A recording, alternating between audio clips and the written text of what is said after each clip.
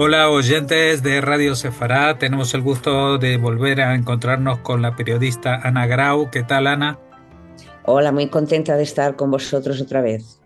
Bueno, desgraciadamente siempre que llamamos a los periodistas es para consultarlos sobre temas problemáticos. Y aquí tenemos Vaya. un tema que genera tensiones, pero que no solamente tienen que ver con Israel ni con España, sino también Estados Unidos parece que está en ese triángulo amoroso en el cual pues el presidente Sánchez no termina de congeniar y adoptar las actitudes que, por ejemplo, Estados Unidos espera de él y, por supuesto, que Israel espera de él.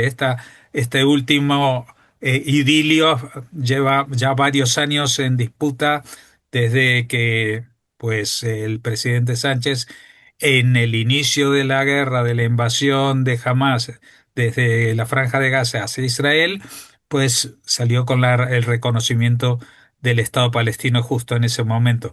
Así que con ese entorno, ¿tú qué nos puedes decir desde tu perspectiva? Bueno, yo me gustaría, ya me imagino que lo que voy a decir ahora muchos de nuestros oyentes lo saben, pero bueno, pues si a alguno le falta cierta perspectiva histórica, me gustaría dar un poco de contexto. La España franquista, como todo el mundo sabe, en España hubo una guerra civil que puso fin a la Segunda República.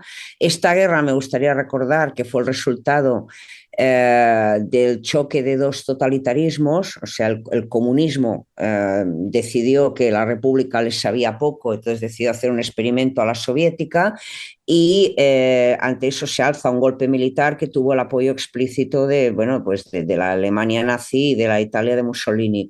Franco gana esa guerra, seguida de una dictadura de 40 años, durante las cuales Franco tuvo la habilidad de no verse arrastrado por el final, por el mal final de sus aliados nazis y fascistas, pero quedó muy aislada internacionalmente. La España franquista era una especie de buque fantasma navegando las aguas de la política internacional. Las potencias democráticas europeas no querían saber nada. O sea, España fue una autarquía muy...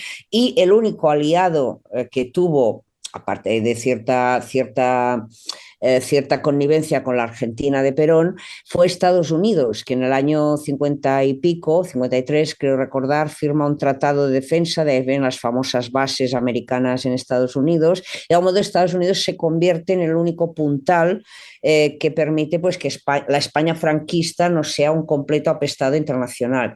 Eso la izquierda nunca se lo ha perdonado a Estados Unidos y es una de las cosas que explican el antiamericanismo español, ¿no?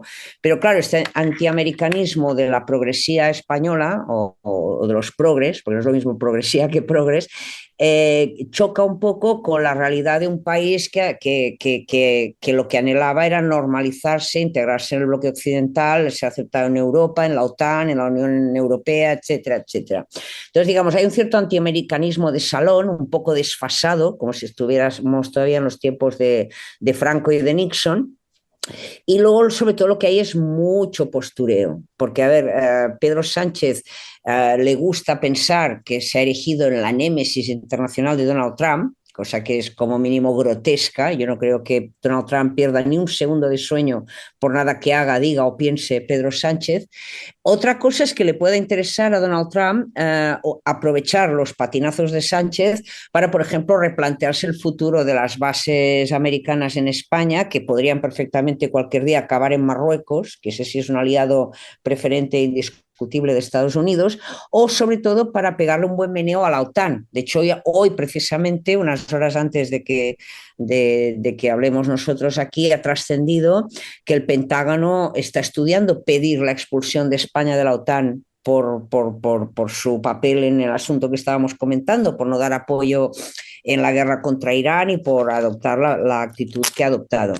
Esto por un lado, pero por otro lado me gustaría subrayar que aunque a veces pueda parecer lo contrario, en España somos muchos los que no nos sentimos representados por esta retórica gaddafiana de nuestro gobierno. O sea, de hecho, es una retórica antisemita, es una retórica antiamericana, es una retórica, en el fondo, profundamente antiliberal y antioccidental, muy responsable con los valores de nuestra sociedad. Y aunque es verdad que la izquierda española ahora está muy radicalizada y ha tomado Israel como un saco de boxeo y Estados Unidos pues como el eterno Satanás, eso en realidad no refleja la realidad profunda. A ver, no voy a negar que hay muchas personas que compran esta, en mi opinión, basurilla ideológica, ¿no? Pero no son ni mucho menos todas, ni tantas como parecen. Y como siempre, la mayoría razonable es la más silenciosa. Son los que meten ruido y los que salen a decir ciertas cosas pues parecen más de los que son por ruidosos. Dicho esto, evidentemente incluso en las personas pues que reconocen el derecho de Israel a su existencia y a la defensa y a la seguridad, que vemos legítima la guerra de Irán, incluso necesaria, porque a ver, si nos creemos la defensa de determinados valores occidentales, hay que acabar con ese régimen, que además no solo es un régimen infernal de puertas para adentro, sino que lleva muchos años patrocinando el terrorismo internacional. O sea, en las calles de Madrid le descerrajaron un tiro a un exdiputado español y ex vicepresidente del Parlamento Europeo, Alejo Vidal Cuadras. Y esto fueron sicarios del régimen de Irán. Entonces, ¿qué más tiene que pasar para que la gente comprenda que esto no puede ser? Pues que además, digamos, tanta preocupación por si esta guerra es justa o no es justa, y tanto discurso pacifista, y tanto peace and love, y tanto flower power, se echó mucho de menos el 7 de octubre, el 8 de octubre, el 9 de octubre y el 10 de octubre. Y suma y sigue. O sea, claro, o sea, que la política internacional española no puede ser más infantil. Es propia, insisto, de un país que siempre ha tendido a mirarse el ombligo, que estuvo ausente de las dos guerras mundiales y que cree que la política exterior es un instrumento de la política interior. Pero claro, no se puede estar en el mundo, un país de las dimensiones de la importancia de España,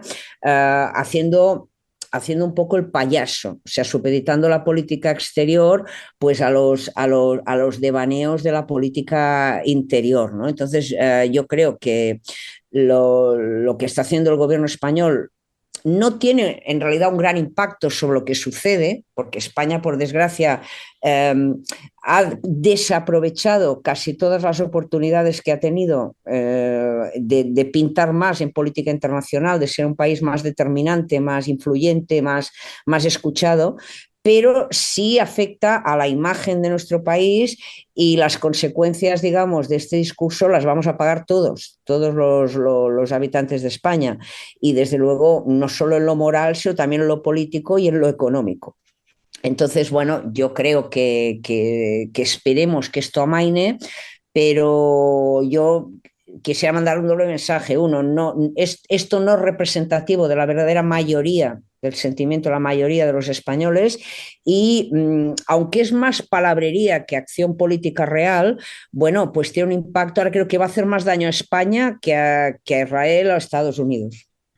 Esta es unas palabras que son muy contundentes y también muy claras, es decir, que van a haber consecuencias para esto, ¿no? ¿Tú crees para esta posición que ha adoptado el gobierno de España?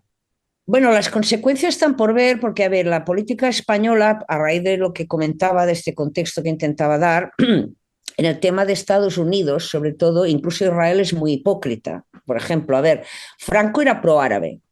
Franco era proárabe y se llegó a plantear crear una división azul árabe cuando las cosas se pusieron feas en Oriente Medio. Y entonces, curiosamente, todos los antifranquistas, empezando por el PNV, los nacionalistas vascos, eran pro-israelíes. Vale. Eh, España no reconocía al Estado de Israel, que no fue reconocido hasta ya muy avanzada la democracia, creo que gobernaba ya Felipe González, pero ya el Mossad formaba los servicios secretos españoles incipientes.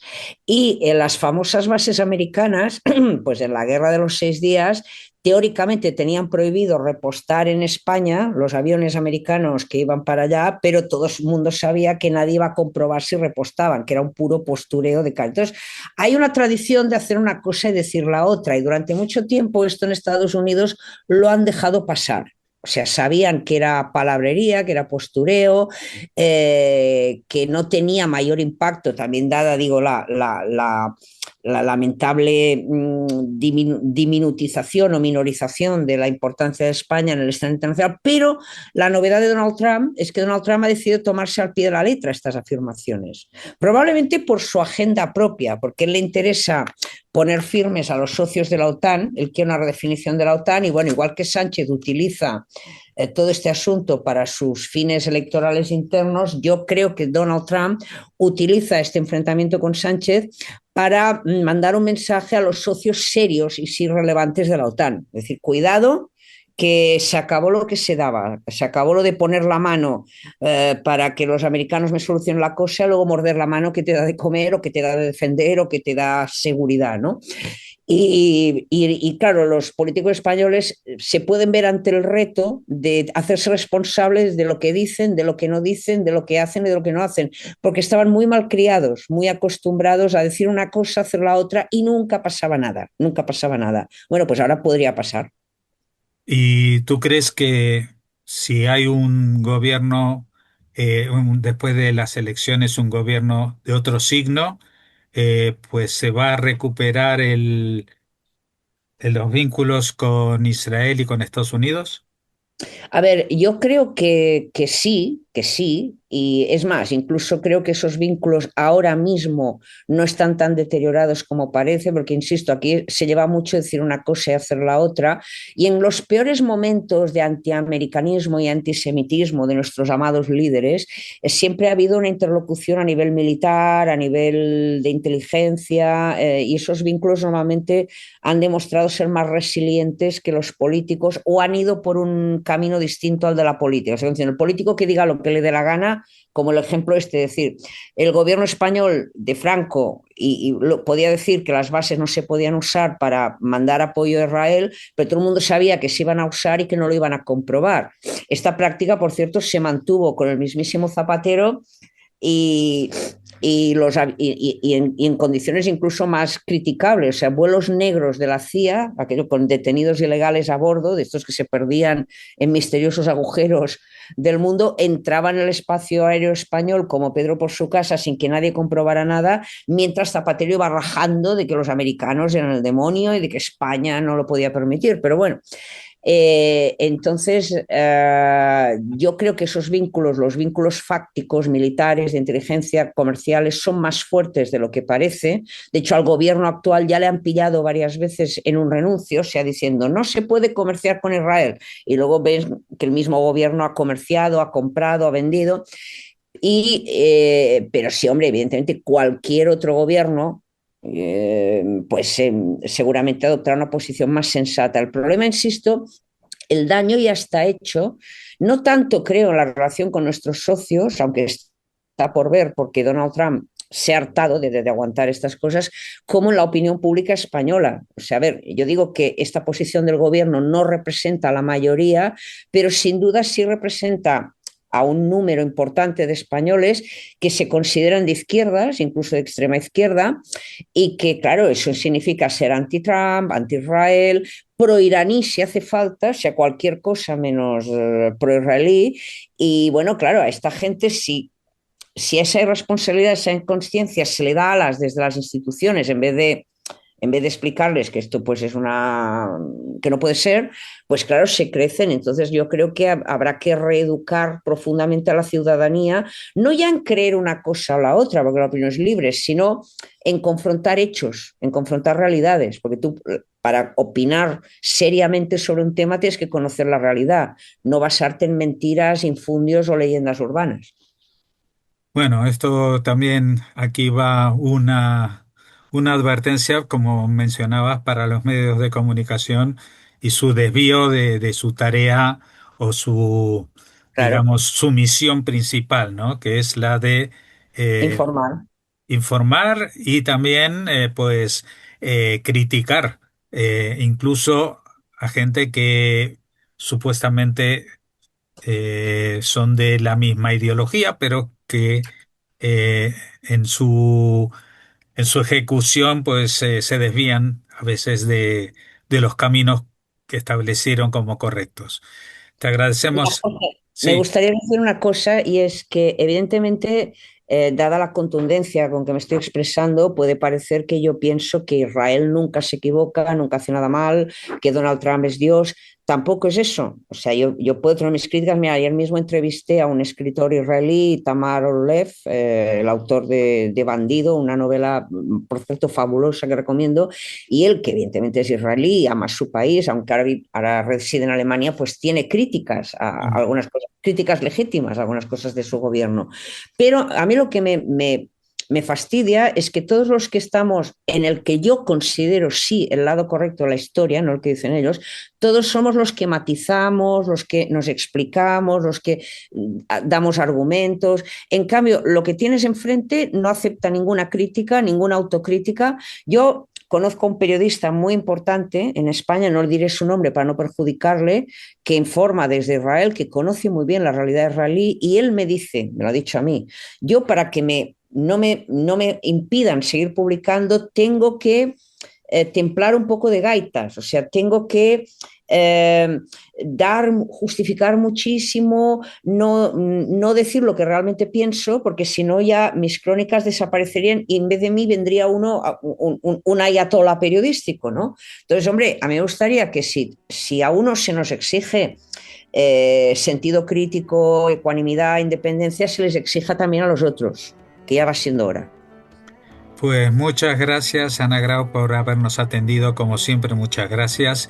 A Y vosotros esperemos por que vuestra alguna vez labor. podamos hablar de que esto por fin se acabó, que qué perspectivas positivas se abren. El Hasta la año que próxima. viene en Teherán, el año que viene en Teherán. Muchas gracias.